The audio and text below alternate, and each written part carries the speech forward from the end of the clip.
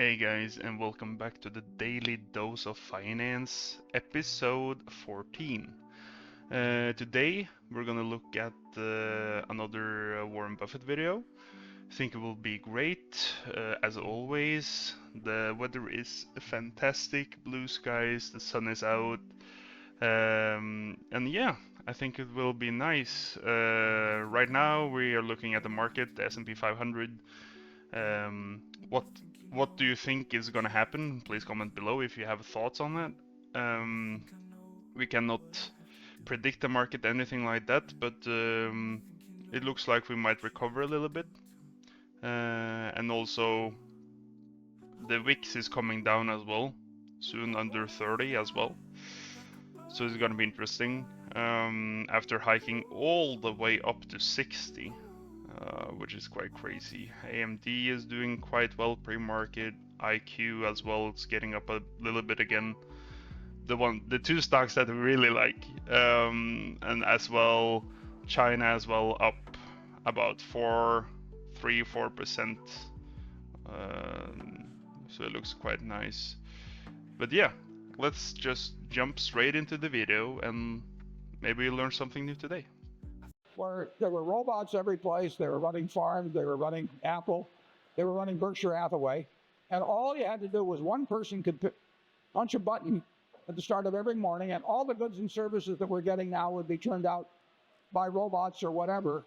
And we'd have the goods. We'd have 18 million cars a year. We'd have 1 million housing starts.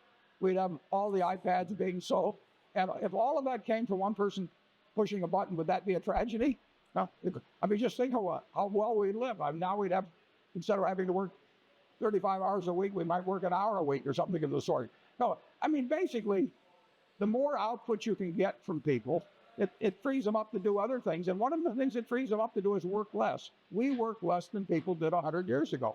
And what we've elected to do is bring down the work week to some extent, but also have a huge abundance of goods beyond what we had at that time. At GEICO, we are spending millions and millions of dollars with Watson, and we've been working with it for probably a year or so, and there are a lot of possibilities with it, and we're learning a lot as we go along. I mean, we're not to the finish point by a long shot, but we do consider it as something of potentially great value in terms of our insurance business. The one thing I was thinking of doing this year was to work into my report the fact that there would be a third party at the sitting up there with Charlie and Munger and myself at the meeting, and have people speculating about this being my successor and maybe having it hidden in some way, and then unveiling it and waiting for the first question, which you could have asked, and you could have said, well, let's get right to the meat of it. Who's going to be Warren's successor? And then have Watson rumble a little bit and finally say, I am. Sort of going back to hell in terms of 2001. Right. Yeah. With GEICO, what are you using Watson to do? Well, we're training Watson. Watson learns, and basically but it's not going to know anything that we haven't taught it. I mean, in terms of putting in the information, but it learns, and it would be enormously valuable, for example, just in terms of training thousands of new people who act as agents for us on the phone. I mean, they have to be licensed and that sort of thing. And it may, and this is a long way off, but it possibly could be responding to tens of thousands of phone calls that we get every day. And it can be helpful in terms of claims, and it can learn a lot, and it has to learn what humans mean when they talk to you. But I think the most exciting thing right now, of course, is in the health field, because you have millions of doctors around the world that can't possibly keep up with all the scientific specialist information coming along. And you have, if I have prostate cancer, my doctor's seen maybe 500 people with prostate cancer in his life, or 1,000, and treated them. And he draws certain deductions from what this test meant and then that test meant. But imagine getting that in the millions and having that all processed. So I think a lot of things are going to happen in medicine. People win lotteries every day, but there's no reason to have that affect you at all. You shouldn't be jealous about it. I mean, it's great, if they want to do mathematically unsound things, and one of them occasionally gets lucky and they put the one person on television and the million that contributed to the winnings with the big slice taken out for the state, don't get on there. It's nothing to worry about. Just all you have to do is figure out what makes sense, and you look at buying. When you buy a stock, you get yourself in the mental frame of mind that you're buying a business. And if you don't look at a quote on it for 5 years, that's fine. You don't get a quote on your farm every day or every week or every month. You don't get it on your apartment house if you own one. If you own a McDonald's franchise, you don't get a quote every day. You want to look at your stocks as businesses and think about their performance as businesses. Think about what you pay for them as you would think about buying a business, and let the rest of the world go its own way. You don't want to get into a stupid game just because it's available. And I'm going to say a little bit more about that close to the break. But with that, I'll turn it over to Charlie.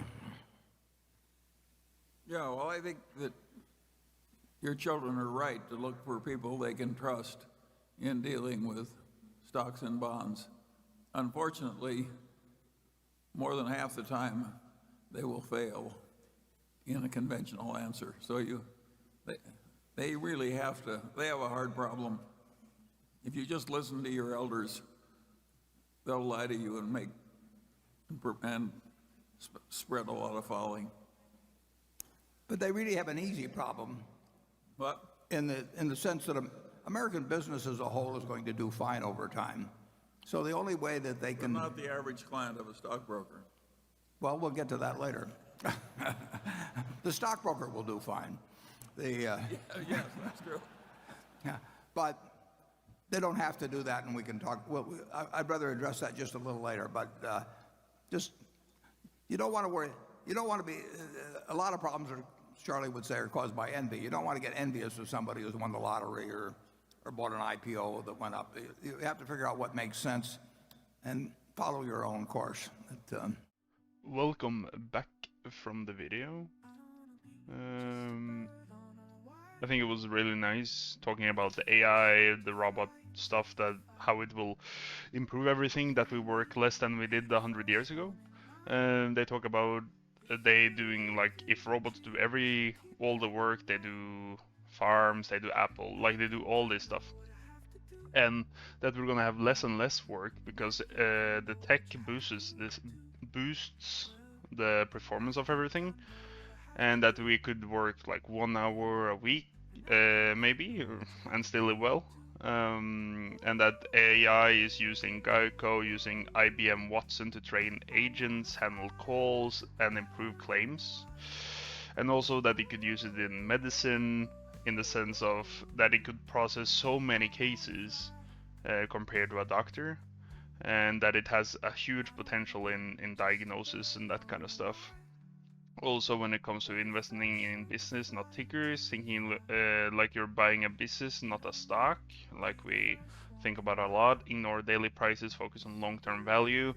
This is where, when I talked in the last video about IQ and Lyft, looking at their balance sheets, looking at their revenues, looking at their moat, what they're gonna do, what they like, share of the market, that kind of stuff. And that it looks like a profit, that it is a profitable business and it will continue to grow. And it looks really, really good. Also, don't chase hype or envy. Ignore lottery winners and IPO hype. Stick to what makes sense. One example here is Palantir. Nobody was looking at Palantir at $7, but everybody was looking at it when it was 80, 90, 100. It peaked at 120 or so, I think. So, oh, I see. I don't have any. I don't have any. I just have my desktop here. But yeah, I think that is the stuff. Like, don't go after the hype. The hype will always, like, momentum. Everybody can buy momentum, I think. But finding these long-term value stocks is the one thing to find. But yeah, I hope you enjoy your day. And that you